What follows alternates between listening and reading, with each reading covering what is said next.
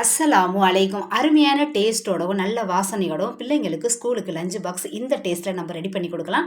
நம்ம ரெடி பண்ணி கொடுக்குற சாப்பாடு பார்த்தீங்கன்னா, காலியாக தான் வரும். வெறும் பாக்ஸோட தான் பிள்ளைங்க வருவாங்க. திரும்பவும் கேட்டு வாங்கி சாப்பிடுவாங்க.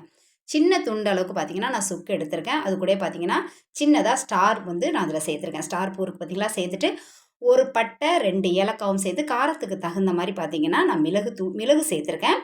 முழு மிளகு இருந்தால் சேர்த்துக்கங்க, இல்லைனா மிளகுத்தூள் இருந்தாலும் சேர்த்துக்கங்க. 1/2 ஸ்பூன் அளவுக்கு ஜீரகம், 1/4 டீஸ்பூன் அளவுக்கு பெருஞ்சீரகம், 2 கிராம்பும் சேர்த்து வறுக்காமல் நம்ம மிக்சி ஜாரில் பொடி பண்ணி எடுத்து வச்சுக்கலாம்.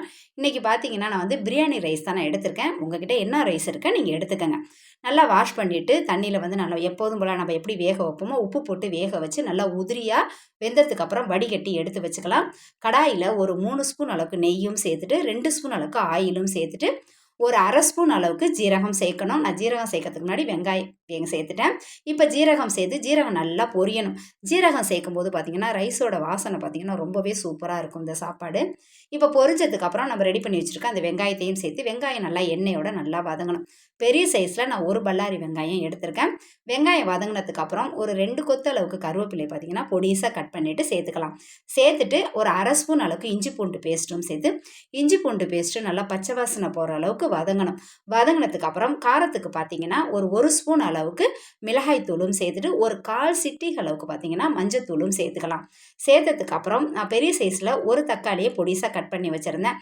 அந்த தக்காளியும் சேர்த்துக்கலாம். ஆல்ரெடி நம்ம ரைஸில் பார்த்தீங்கன்னா உப்பெல்லாம் நம்ம சேர்த்து தான் வேக வச்சுருப்போம். இப்போ நம்ம எடுக்கிற இந்த ரெடி பண்ணுற மசாலாவுக்கு தகுந்த மாதிரி நம்ம வந்து உப்பும் சேர்த்துக்கலாம். சேர்த்துட்டு நான் வந்து ஒரு 4 முட்டை சேர்த்துருக்கேன். உங்களுக்கு எத்தனை வேணுமோ நீங்கள் கூட குறைச்சி சேர்த்துக்கங்க. முட்டை சேர்த்ததுக்கப்புறம் நம்ம உப்பும் சேர்த்துட்டு நல்லா முட்டை வந்து நல்லா அந்த மசாலாவோட நல்லா உதிரியாக வர அளவுக்கு நல்லா மிக்ஸ் பண்ணிவிட்டு அடுப்பை லோ ஃப்ளேம்லேயே வச்சுக்கலாம். நல்லா மிக்ஸ் பண்ணதுக்கப்புறம் நம்ம ரெடி பண்ணி வச்சுருக்க அந்த ரைஸை வந்து நம்ம வந்து இந்த மேலே ஃபுல்லாக சேர்த்துக்கலாம். எந்த அளவுக்கு நமக்கு சேர்க்கணுமோ அந்த அளவுக்கு நம்ம சேர்த்துக்கலாம்.